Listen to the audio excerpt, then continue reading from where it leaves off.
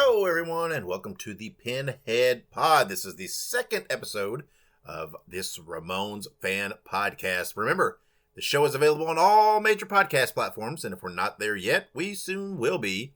And the show is also all over social media. It is pretty much on all platforms. Just search for Pinhead Pod.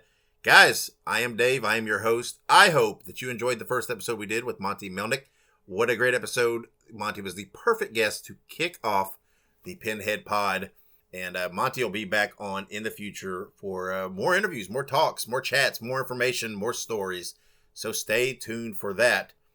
But on this episode, we have Little Matt Lolya, just known as Little Matt in the circles.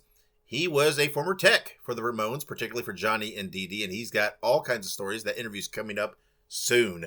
But before we get there, one bit of news for March. Maybe you guys saw the Loco Live double album will be re-released on blue and red vinyl for Record Store Day. So be sure to visit your local record shop on April 12th to get your copy. You can visit recordstoreday.com for more information and participating stores. Now, some historical dates in Ramones history for March. On March 30th, 1974, the band played their first public show at Performance Studios in Manhattan. The show was in front of a handful of friends and associates, including the future Tommy Ramone, who was managing the band at the time. The performance had Joey on drums, Dee Dee playing bass and singing, and Johnny on guitar. They played 7 songs, around a minute or so a piece, and that was it. And this is there was the roots of many of the tracks for their debut album were played even then. And so check that out. There we have it. I mean, we're talking 50 years ago, right? Oh, 51 years ago, excuse me. 51 years ago, the band playing their first public show at Performance Studios in Manhattan. And then, let's complete that circle. March 18th, 2002, the band is inducted into the Rock and Roll Hall of Fame. Now, I know people have mixed feelings on the Rock and Roll Hall of Fame and everything else, so do I. I get it. But the band was inducted in 2002. The band was inducted by Pearl Jam's Eddie Vedder. Johnny, Tommy, Dee Dee, and Marky all gave speeches. And then Green Day performed Teenage Lobotomy, Rockaway Beach, and Blitzkrieg Bop in honor of the band. So there you have it. Some important dates in Ramones history for March. So let's take a break. And like I said, when we come back, we'll have my guest, Little Matt, former tech for the Ramones for almost 10 years, from roughly 1977 to 1987. So stick around. If you like horror movies, be sure to check out Dave Dynasty and Ike Isaacs on the Listen to Their Screams Horror Podcast. It is available on all podcast platforms and on social media at Listen to Screams. That is Listen, the number 2, and Screams. All right, everyone, and welcome back to the Pinhead Pod. This time I'm being joined by a former tech for the Ramones, particularly Johnny and Dee Dee, Little Matt Lolya. Matt, how are you? Yeah, I'm good. I am good. Good. Well, thanks for coming on. Like I said, before we dive into all the Ramones specific stuff, for the listeners who may not know, what exactly does a guitar tech for a band do? Well, I had no idea. I actually the way I got the job, I was, let's see, it was 76 going into 77. So I was born in 58. So what was I, 17? Oh, yeah. Something like that. And Tommy was my immediate next door neighbor. Okay. Richie Adler from the Tangerine Puppets lived on the floor below me. And I ran into Tommy on the subway, and he said, "Oh, he's in this band, the Ramones. You should come see us." So me and Matt went to see them at Max's Kansas City. And I was a little freaked out because you got to remember the years, and I'm 10 years younger than them, basically, Yeah. right? Yeah. And I was a Led Zeppelin guy, a Black Sabbath guy, Emerson, Lake and Palmer. Matt was heavily into Jethro Tull. And it was just like, what the hell was that? And so some time went on, and you know the name Ira Nagel? Yeah, I do. Yeah, he was a tech roadie guy too, right? No. He was very good friends with him. I think better friends with Joey and Mickey from Forest Hills. And he happened to call he was at a mutual friend of ours, Mark Previn, and he called Big Matt and said the Ramones are looking for somebody. So I was not doing a lot with my life at that point. I had left high school and I was working in a supermarket, and they were playing at this place, my father's place, out on Long Island. So I called there, and I was able to get through to Tommy. And he said, "Oh, do you know anything about this?" And I said, "Yeah, I know everything about it." And the next thing you know, I got the job, not Matt. Matt was not working at the time. And Mickey kind of showed me the ropes for the first couple of shows I did. And I can be hands-on, and I can, I watch people and I can learn from them. Yeah. And, their setup was a very simple setup. Yeah. It was, Marshall head into a cabinet on each side. Dee Dee was the amp peg into a cabinet on each side. It was very simple. And as far as tuning the guitars go, they used the Con Strobo tuner. Uh-huh. And he showed me how to do that, and I picked that up pretty much right away. And then Mickey left, and I'm jumping ahead. Well, that's right. But I mean, so obviously you played, right? You're a player. You're a guitarist, right? Yeah, my father was a classical musician. Yeah. He played first flute for New York City Ballet. He taught. So watching Tommy and Richie as a kid with, the Beatle boots and all that stuff, I wanted to play guitar. But because my father was so rigid and strict, he insisted I take classical guitar lessons. Yeah. And I did that for about a year or two on and off, and I was miserable doing it. Yeah. That's not what I wanted to do. Hindsight, if you really learn how to play classical, you can play anything. Yeah. But anyway, so yes, I could play somewhat. I'm very, I'm kind of shy, and I have that bad habit of making a mistake and stopping. Oh yeah. As opposed to going through it. Eddie Van Halen says, if you make a mistake, just pretend like you meant to do it and do it again. You just keep on going. But so I was never, someone for the stage, but I could play. And, simple stuff, chords, stuff like that. Yeah, So, and you mentioned Matt Nadler, right? Who's Big Matt. yes. So when did he come on board? Well, what happened was I worked about 5 shows with them. One in Boston, no, Salisbury Beach, Mass. And then we did the Rathskeller in Boston.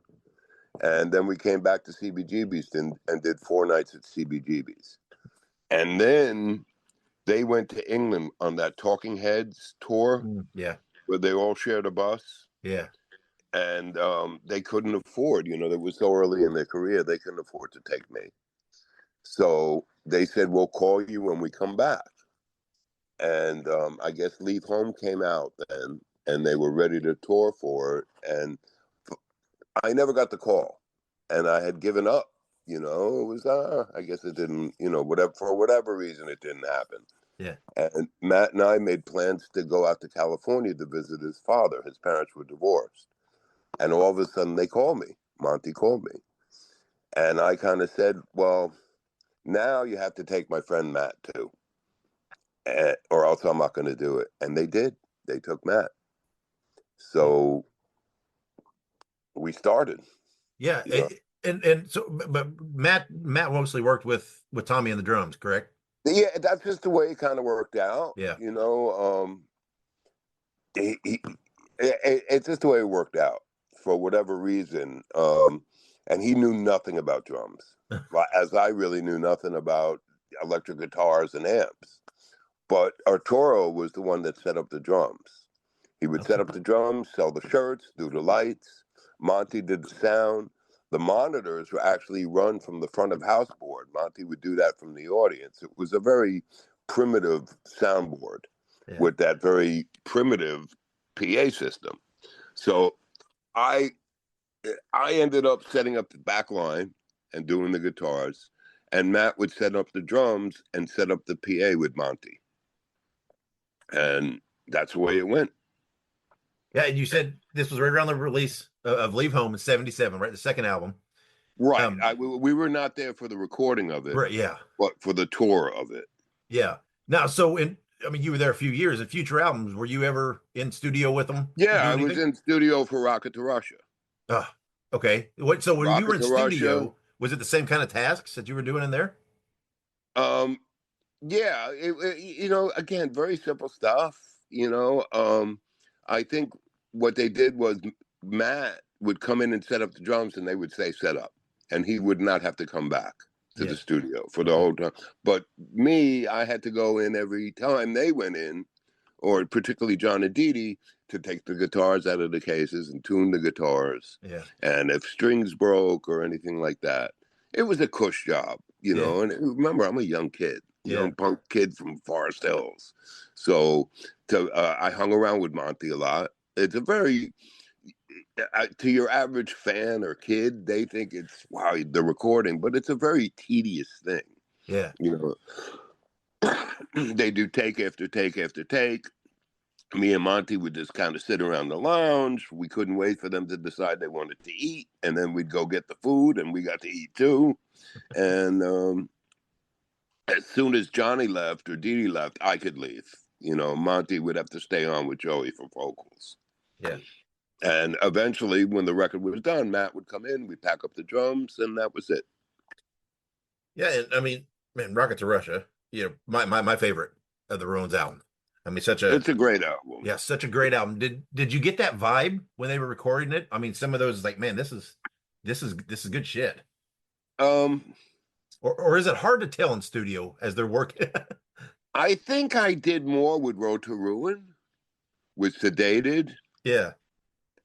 I think Sedated, you know, not to sound jaded or anything, but even for their whole career, I was not the biggest fan. Yeah. I respected, I enjoyed the live shows a lot, Yeah. but it's not what I would listen to. You Yeah. know what I mean? I was still a heavy metal guy, Yeah. and it was a job. Yeah. Arturo, as Monty stated with the tattoo on the back, Yeah. and I mean, he was all in. He was all in. I think Road to Ruin, I thought maybe there was a chance with Sedated to Hmm. be a hit. Yeah. And as you spoke with Monty, that's the name of the game, to get a Yeah. hit on the radio. Yep. For everybody involved. Monty likes to joke that if they would have had big hits, we probably still wouldn't get paid more money. But it's a nice thought. Yeah. Um, and so I don't think with Rocket to maybe Sheena, but I didn't see that. I don't know if I really was that in tune at that point. You know what I Yeah. mean? Yeah. I was young and I was just enjoying my life doing this. Yeah. It's something that a lot of people would do for nothing. There was not a lot of money, I'll tell you that. Yeah. And Monty will tell you that, especially for the crew. Yeah. Well, and You as know, you mentioned, right, their setup was pretty simple, right? I mean, I don't think anybody anytime in their career would really, call them a tech driven band or anything like that. no, no, Was there anything particular that Johnny and Dee Dee though were about their gear? I mean, was there anything, a certain no, brand of no. strings and they just didn't whatever, as long as it was in No, tune? they had Johnny had his gauge of strings. Dee Dee had his gauge of strings. Um, there was. Let's put it this way. At one point I did a tour with U2, Yeah, yeah. and that was a different ball game. I bet. Yeah. That was change the three top strings every day, change the bottom three strings every other day, change the bass strings every day. I had nothing to do with the backline with U2, but that backline with all his echoes and Mm-hmm. memory stuff, that was it. That was a different ball game altogether. And Yeah. still, that's back in the early '80s. It's not the Hmm. way it is now, where everything's digital and running two things. But U2 was definitely a more technically challenging, excuse me, job. Yeah. But I got that down. I didn't use the strobe tuner. I used the digital tuner, and it was like like I said, on some of his guitars, different strings were tuned differently, but I had a little cheat sheet. So, but with the Ramones, it was all very straightforward. I think in the beginning he used a capo for "I Want to Be Your Boyfriend," Oh, if I remember correctly. But it's about as he, complicated as it got. that is about as complicated as it got. Yeah. It got to the point with him where, he had an on-off switch, Uh-huh. Johnny, Yeah. just straight on-off. And I would do that for him because when you do it long enough, you kind of can think like him. Mm-hmm. You know what I mean? Yeah. So I controlled that switch for the most part. I turned the guitar on, I turned it off. But everything remained very simple, and I think to the end it was the same. Nothing Yeah. ever really changed with them. Yeah. They never went wireless. Mm. Um, Did Johnny use any kind of effects or pedals or anything to get it? Nothing. No, No, just just that on and off. yeah. Huh. That's wild. That's it.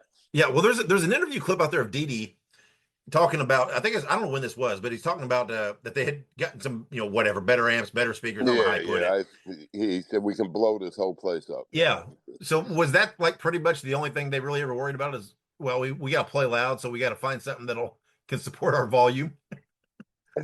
Everything they did, they were very uniform. So Yeah. with Dee Dee, he used two heads, one for each side. Split like a stereo. That's the same with John. No, he didn't. There was no. Dee Dee wasn't one that would come in sound check and see the way it sound. Yeah. Or he wasn't somebody that complained about the way it sound. I had markings, and eventually I just knew them by heart. If the knobs got moved during transportation, I just would set it up the same way, every day. And like I said, there was no sound checks. Yeah. So, Did you ever butt heads with Johnny or Dee Dee about anything? um, no, never Dee Dee. Johnny, if there was ever a problem that the show had to stop for something. Oh, Johnny was very much do your 90 minutes, your 60 minutes, take the money and get out of there. yeah. And so any kind of delay was more time he had to be on stage. So he would give me a face. There's that famous Johnny look. In terms of my performance, except for things out of my control, like because remember we did a lot of clubs, and sometimes power would go out. Yeah. Occasionally a guitar. I don't know if you know the story of that white Mosrite that sold for $1 million. Well, is that the one? Is that the one you saved when some of their gear got stolen that Yeah, didn't happen to be on the bus? yeah. That was in my room because Oh, your room. Okay. by the end of the night at the Hollywood Palladium, it shorted out. So again, self-taught, and there was a monitor guy that we had, Tim, who was like electronic genius. So if ever I had a situation where I didn't understand, I'd just open it up and say, Tim, help me, what do I do? And he's, very simple, basic wiring. If you're not afraid to open it up, you can figure it out. You see a wire off, you solder it back on, and then test it before you put it back together. It works, it works. So, but even that, though, he didn't freak out. You know what I mean? The guitar stopped working. It was shorting. So he just put on his spare guitar to finish the night, and then I'd fix it. And he knew the next time he came in to play, it would be fixed. Be ready.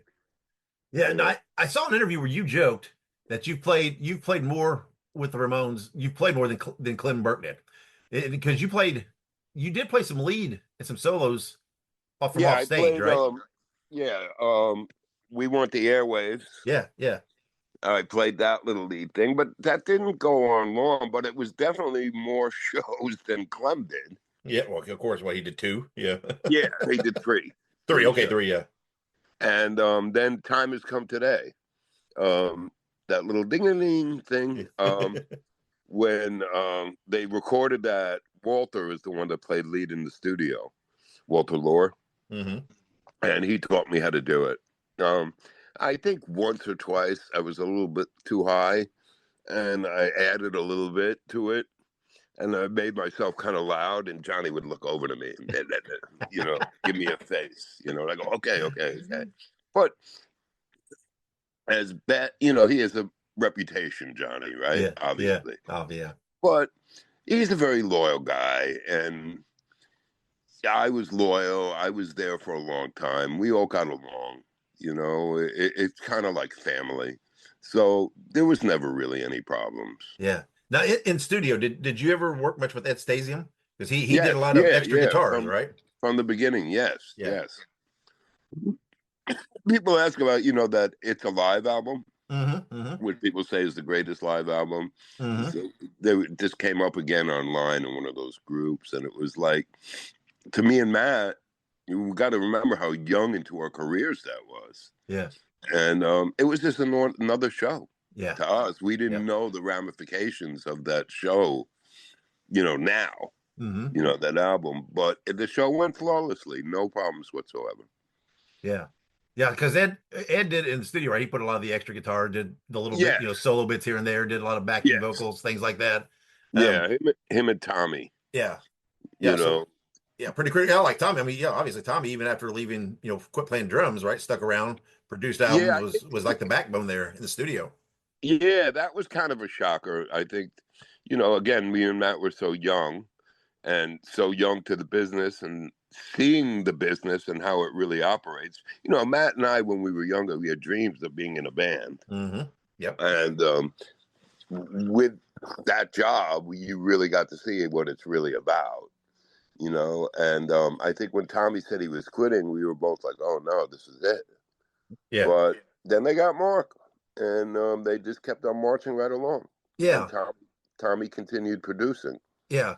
Now, yeah, right. Marky played for a while, but I've heard Richie tell a story, right? You said you knew Richie, that he found out after Mark about the auditioning for drummers from you.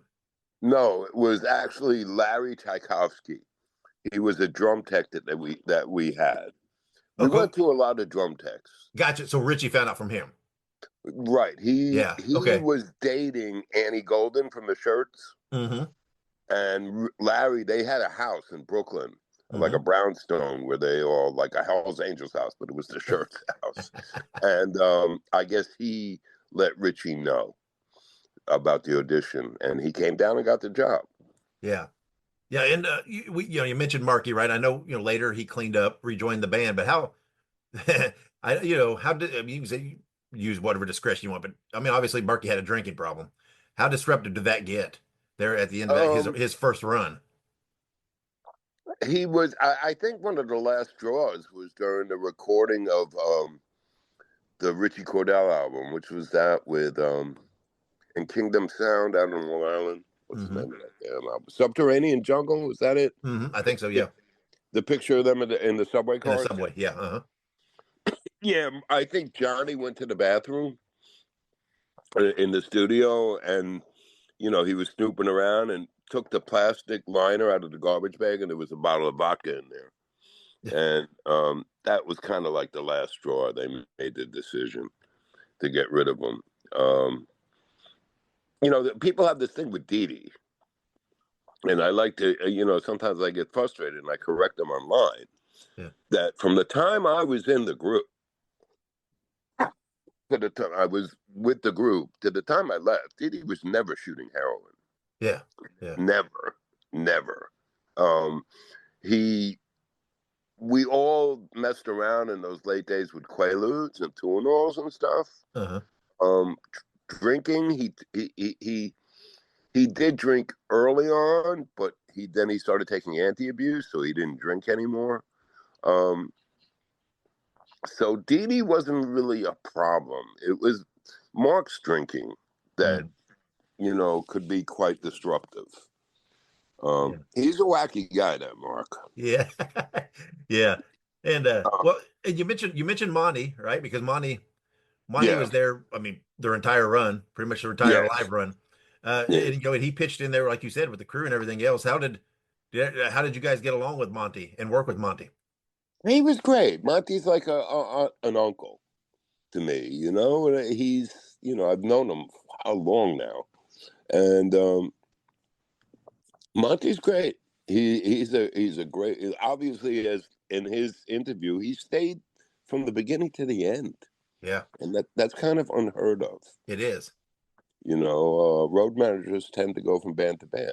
Yeah. Well, and another guy that was there that you mentioned, Arturo. He was so passionate, but man, Man, how people don't, how key was Arturo to this band? Because he came up with the presidential seal and all this, the thing. He really had this what eye for image, I guess, right? This type deal. Yeah, I mean, I think this has been thrown around too. Would the Ramones have existed the way they were without Arturo? I say yes.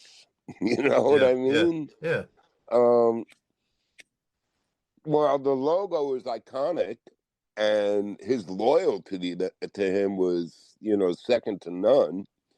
Um, he was very integral to them, but creative wise, it was all them. You know what I yeah, mean? yeah, yeah. It was that's a unique situation. It really is. I think the sound man from U2 has been there from the beginning, the sound man. Hmm. But road managers and tech guys, they kind of tend to come and go.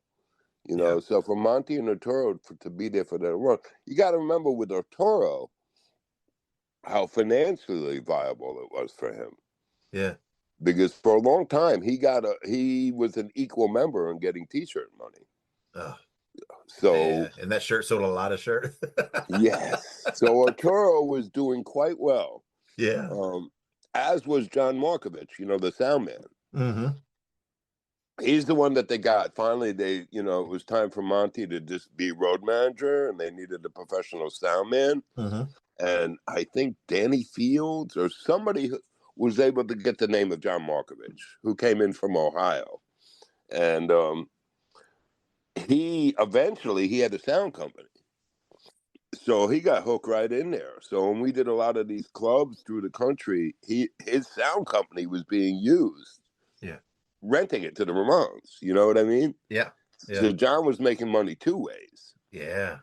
Like Arturo was making money two ways. So Arturo's salary was not really the important thing Yeah. because our salaries were not great or our per diems. It was the T-shirt money. Yeah. Which Where Artie was. which which was that was what a sticking point with Richie, right? When he left in '87 was they always say that he had obviously there were some disagreements with Johnny anyway, but they weren't cutting Yeah, in Richie on merchandising and stuff, right? I think he just kind of got, yes. First of all of a sudden, Richie got involved with this woman. Uh, Um, and I remember we were in England coming home, and those guys would take all their English money and transfer it into US dollars mhm. from the T-shirt money. And he would see that, and it would burn his ass. But I think she put a little bug in his ear, too. Yeah.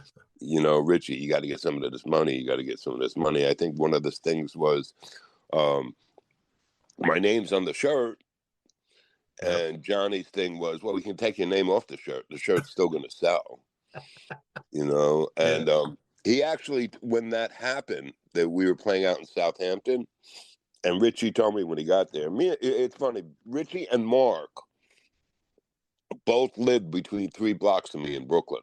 Yeah. So on our off time, I hung out with Mark, and then when Mark left and Richie came, I hung out with Richie. So it was like we were friends. So when he got to the show in Southampton, he said, "Come into the dressing room after the show. It's going to be good." Okay. And So he knew, right? He knew coming in oh that show yeah, he was that giving them an ultimatum. And yeah. then because we were playing the Ritz, Yeah.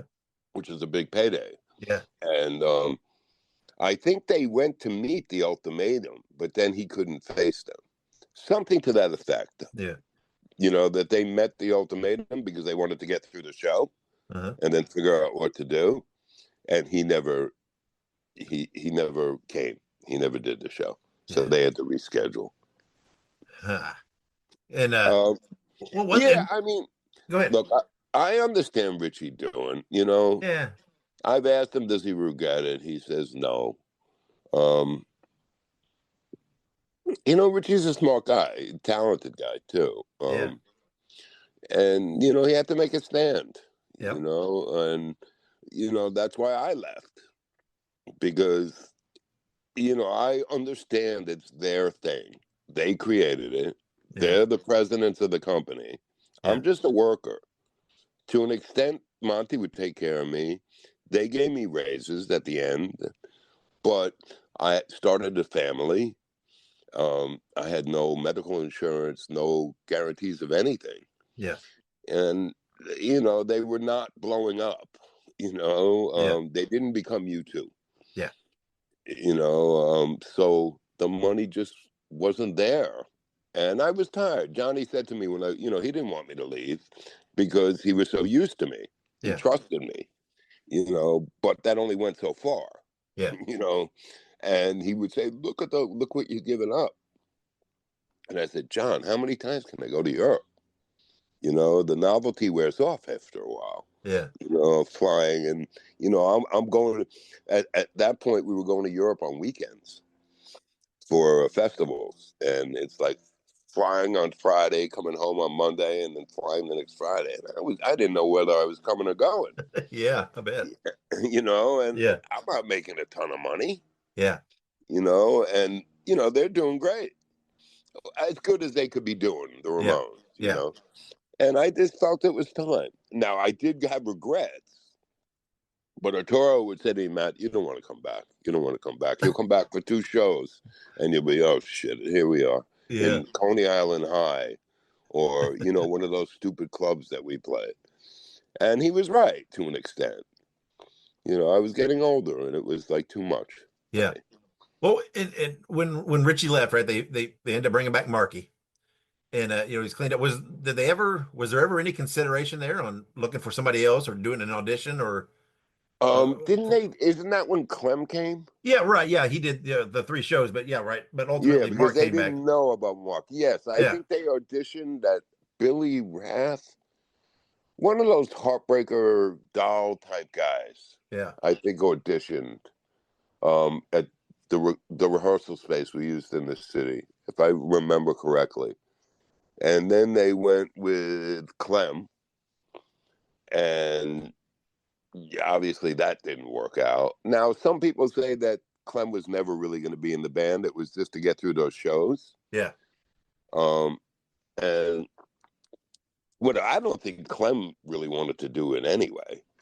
Once he saw the dynamics of the band, that's, he was a star in his own right. Mm-hmm.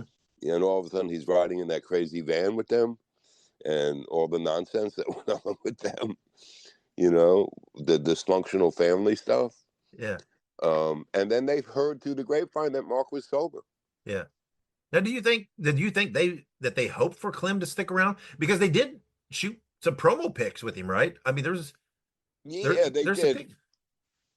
I think at that point I was 1 foot out the door. Yeah. And I'd been through Tommy, I'd been through Richie, I'd been through Mark. I knew they would just go on regardless. It wasn't the end of the band. So I kind of just, like I said, my mind wasn't in it wholly. We had shows, I did the shows. They would be okay. It wasn't like Johnny or Joey. Yeah. Or Dee Dee leaving, which eventually, after I left, Dee Dee left. Mm-hmm. Yeah. And that was a shocker. Yeah. But they seem to do all right. And there are all these kids out there that know nothing about, they know of Dee Dee, but they've never seen Dee Dee. No, CJ. Yeah, CJ. And I like CJ. He's a nice guy, but Dee Dee was the guy. Yeah. Yeah. He was the epitome of what they were. Yep. A little crazy, Dee Dee.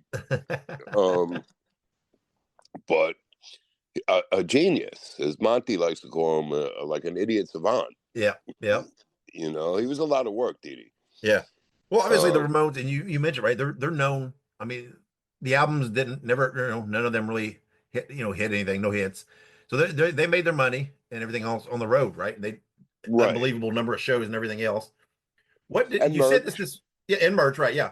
And you said this dysfunctional family. What was it like with this band who were on the road all the time, entertaining themselves? What kind of stories and what about the life on the road with them? Well, first of all, they, as now I'm older, and I think a lot of bands are dysfunctional. Yeah, of course. To an extent. Most of them don't make it work as long as the Ramones did. It work. Yeah. They don't make. I myself personally, we did show like you brought up with Monty, the crazy shows we did. Mm-hmm. We played Atlanta in 1978 with Van Halen and Black Sabbath Yeah. Oh, at the Omni, yeah. and I watched Van Halen from John Markovich from the soundboard, Unreal. and I was fucking blown away by that kid.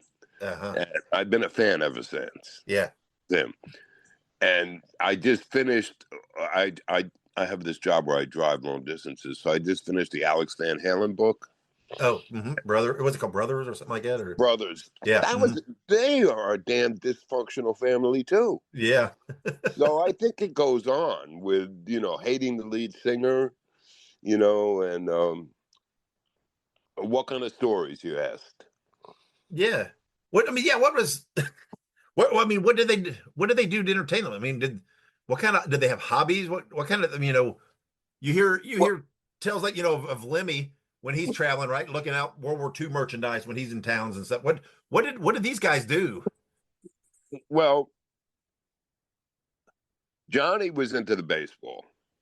So He was there a were big Yankees times, fan. Yeah. yeah, baseball in general. Yeah. So there were a few times when we were still in a Ryder truck, and all of a sudden Johnny would come to us and say, "I'm going to ride with you guys overnight." We'd have to leave overnight. Yeah. They would leave the next morning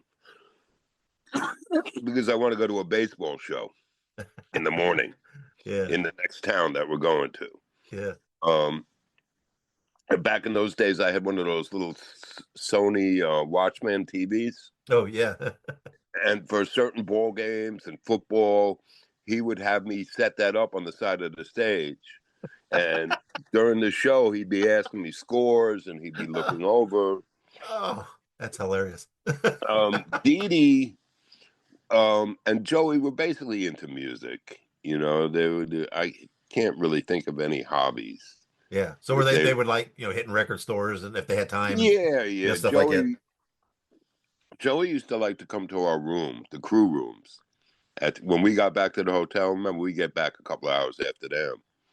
And he liked to come hang out with us and, listen have a tape deck and just be listening to music and talking and hanging out. They didn't hang out with each other too much. Yeah.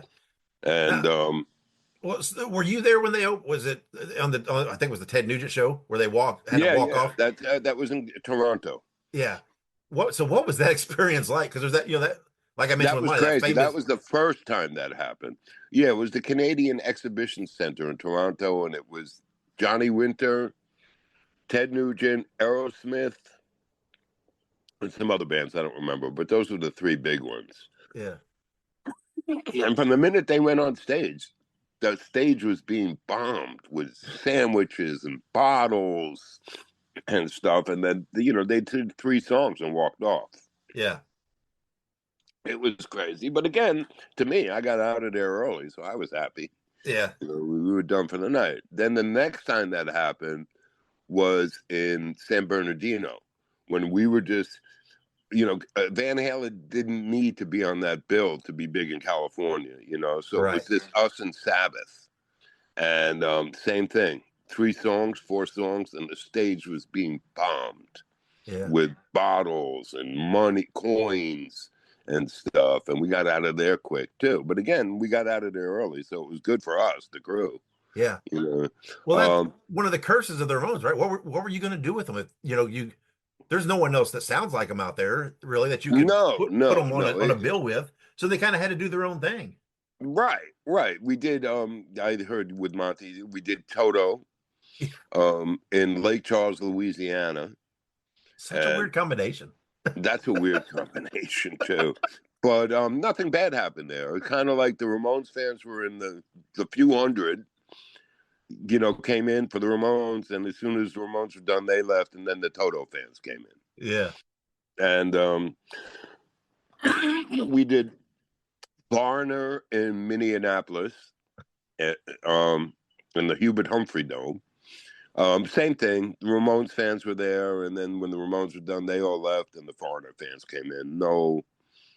Nothing big happened. And who else did we do? Oh, we did Eddie Money in what's that town in Las Vegas? Not I mean in Nevada. The not Vegas, but the other town. Like Reno? Yeah, it was Reno in a cow Yeah. palace. Yeah. And Eddie Money was real cool. He came backstage, talked to them. You know, he was from Long Island, so it's kind of like local guys. But it was a weird billing. No, they did best. You know, we did those Runaways shows. Oh, I bet that was pretty wild. Yeah, the Runaways was all clubs, though, for the most part, Yep. and small 2,000-seater places. But that's a great billing. We did a bunch of shows with the Tubes. Yep. Another one that works. Yep. You know. No, and Johnny said that's enough of that. He'd rather do small clubs and sell them out than have to deal with that other shit. You know. Yeah. Do you have a particular show that you did that really stands out to you, either for a positive or a negative? Or is just when you think back in all your time, is there anyone that jumps at you? The Rainbow, the New Year's Eve show, the It's Alive album. Yeah. Those shows were exciting as could be.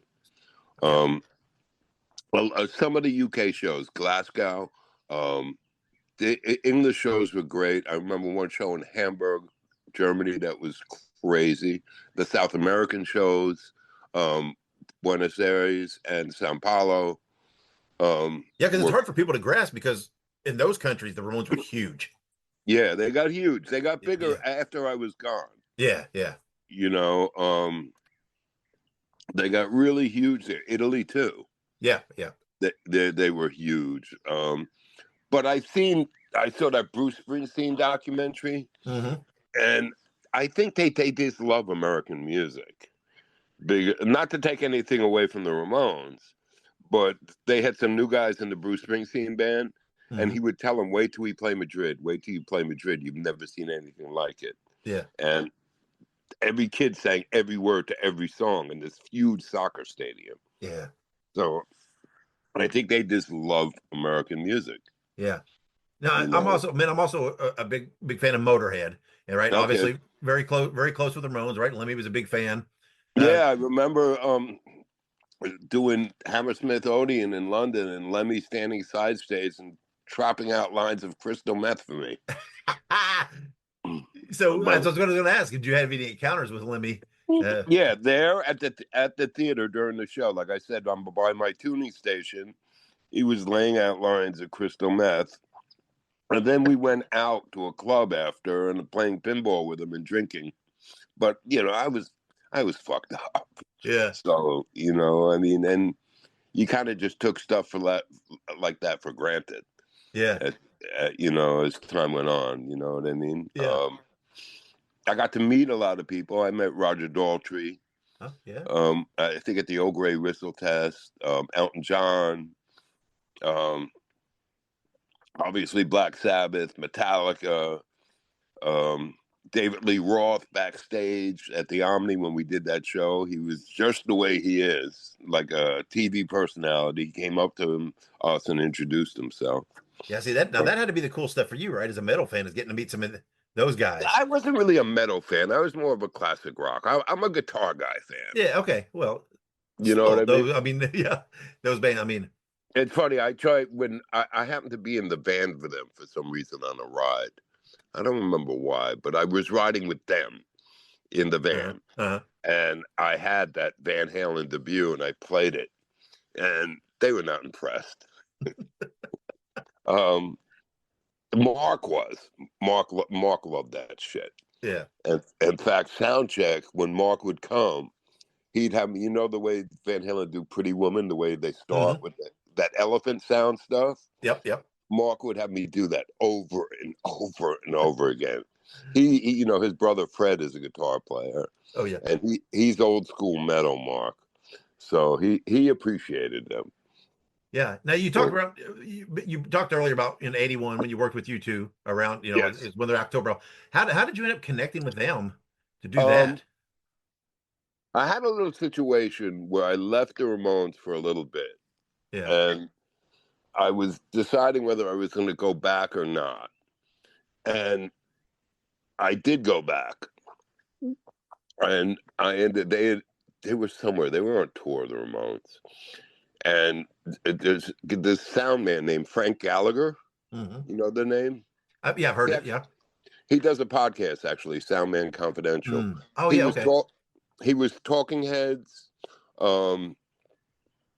Simple Minds. He's done a lot of stuff. He Yeah. produced Mickey's records. Mm-hmm. All of a sudden, he called me and said, "I got this band coming over from England. They need a guitar tech." And I said, "Who are they?" And he goes, "You two." And he started humming the bars to "I Will Follow." Yeah. And I said, "Oh, I guess I heard that, you know."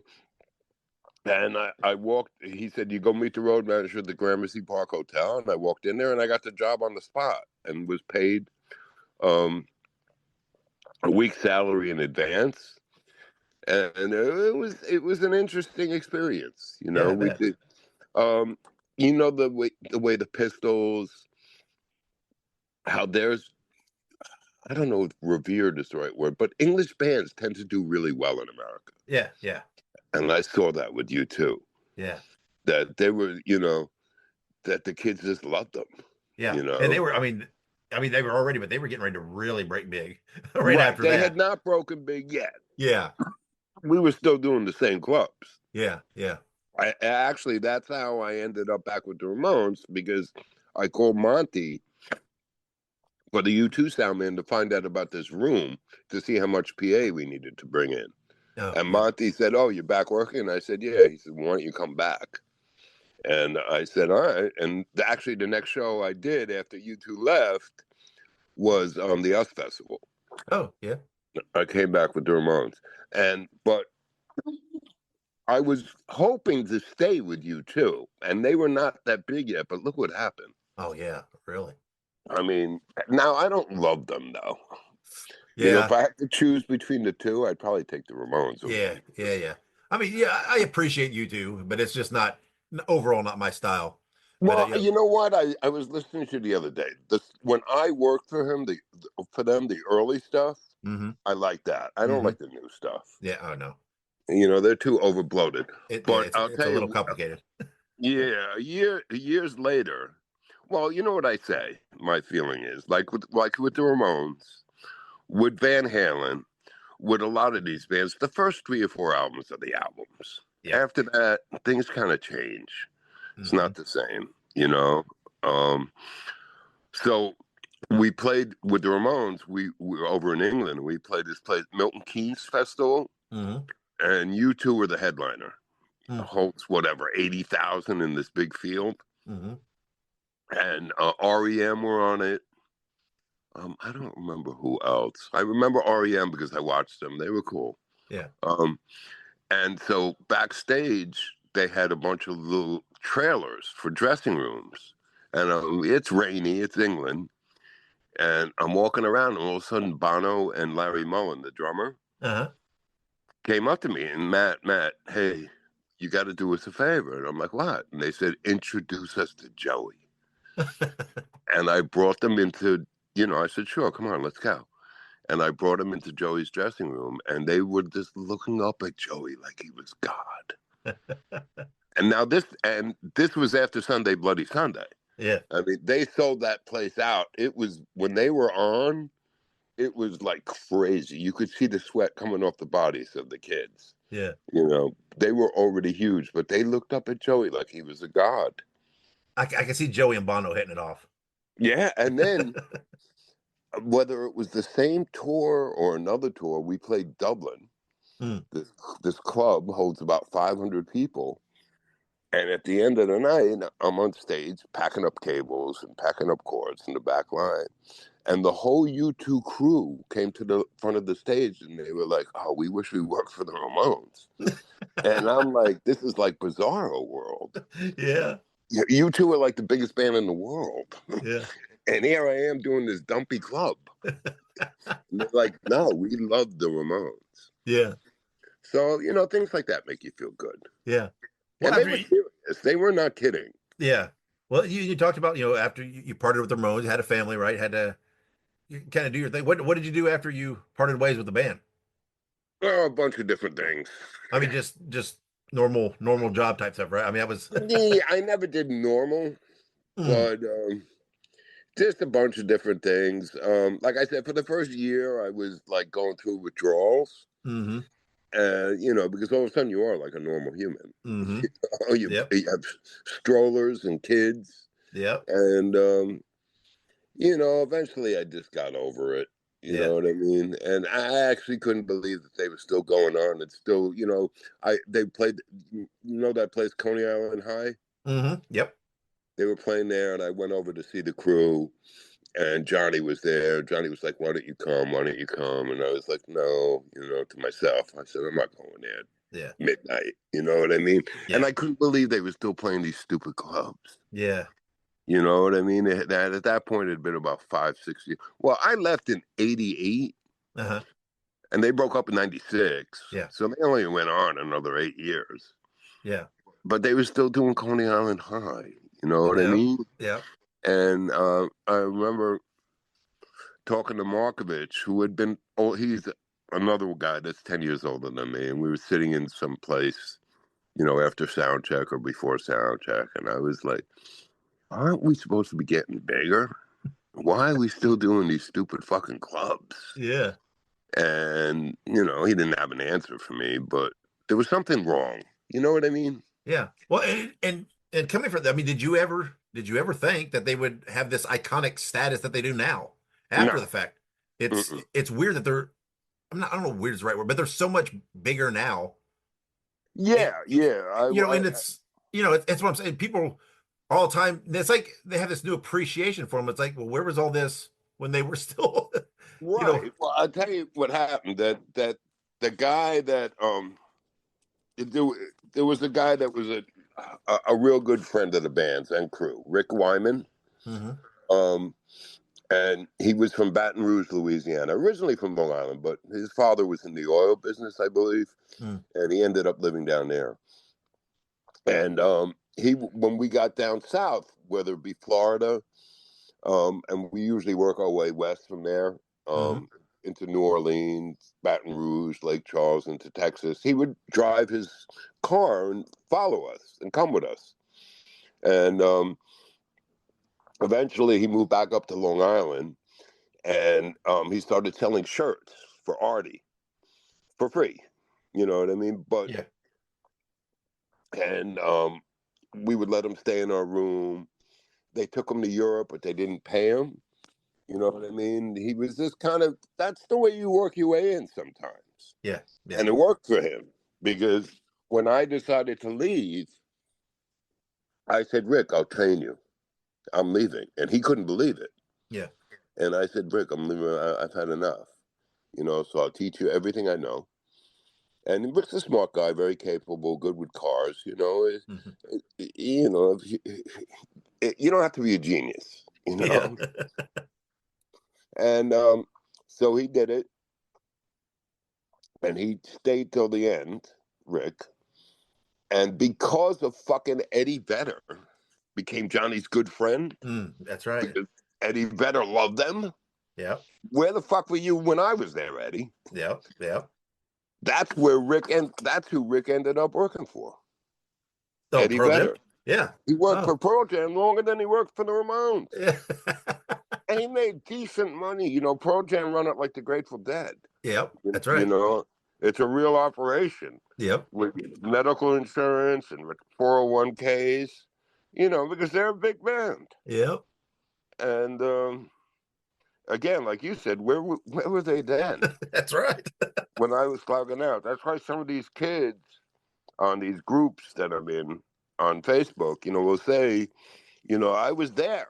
You know, I was there doing the hard work. And we were. Yep. Me and Big Matt. And then Yep. myself, because Matt left after a year Yeah. to go to school. But I was in the van pulling the U-Haul and doing all the shitty clubs and driving rider trucks and getting new drum techs every other couple of months and risking my life riding with them in the truck. You know, Yeah. I did all the hard work. Yep. You know, and look, it was a great experience. Yeah. The movie, Rock and Roll High School. Yeah, yeah. What were you? How much were you around any for that? Yeah, well, I learned about that real quick too. From the first day of shooting, That's another hurry up and wait thing. Yeah. Yeah. And Monty said Johnny hated that. Yeah, and I was like, but Johnny had to be there. I didn't. That's right. That's right. So as opposed to getting my 2 seconds in, I'm in a couple of scenes. If you look closely, you can see me. Yeah. But I was like, fuck this. I'd rather be at the hotel. Yeah. Hanging out. We had a lot of friends out there, and so I tried to stay away from the movie as long as possible, as much as possible, and they would have to go. When we did that Roxy scene, the concert scene, Yeah. it was like 16 hours. Yeah. We were sleeping in the, on the soundboard. Yeah. It just went on and on and on. And then I did the Phil Spector record too. Yeah, which which was insane. Yeah, people talk about all the tension and there's all these discrepancies about Phil and a gun and whatever. I mean, but regardless of all that, I was wasn't there for that. I was in the studio though. Yeah, regardless of all that, everybody agrees it was a very tense situation, wasn't it? Oh, I saw the craziness with Phil though, stamping his foot, and I was there for Rock and Roll High School, making him play that chord 1,000 times. Yeah, and thank God, Johnny finally bailed. Yeah, he went home back to New York. He couldn't take it. Yeah, and once he left, I was able to leave. I didn't have to be there anymore. Yeah, because it was insane. It was insane. So I saw a lot of great shit that, I'm glad I saw. Yeah. Yeah. And I did. I mean, it's wild because they were always looking right for that hit record. So they tried a lot of stuff. And so it was a weird roller coaster. I mean, of trying and just never. Yeah, that's what the Richie Cordell Subterranean Jungle was, using Joan Jett's person. Yeah. Trying to get that hit, doing time and, all that shit. And I think eventually they gave up. Yeah. Oh, yeah, when they did Animal Boy, Too Tough to Die. Yeah. And I love that stuff. Again, there was another poll on that one of the groups, and they said, what are your favorite albums? And I said, the first 3, the first 4, and then the Richie era. When they did Warthog and Eat That Rat. I like the hard stuff. Yeah. Were you around when shit, which album was it? But I think it was on the song Cabby's on Crack when Vernon Reid came in and did. Was that on? I think what was that on? I think he played some solo. He played the solo on that. I'm shooting a blank on which album. Vernon Reid from Living Color. From Living Color, yeah, didn't he? Well, because Ed produced them, right? That's the connection there. I don't remember. Okay. Yeah, it was Mondo Bizarro was the album. Yeah, I was gone already. Okay, gotcha. Yeah, it was always wild to me when I love that song. I hear it, I'm like, well, who that's a CJ album. Yeah. Hearing that, and it's like, oh, you find out that's Vernon Reid. I was like, that's pretty wild. And, they did a lot of stuff, right? And then you had that Jean Beauvoir from Little Steven and the Disciples. Yeah. He produced that Howling at the Moon. Yeah. And they tried everything. And I don't think Johnny loved doing that stuff. Yeah, no. But to get a hit. But that's why I remember John,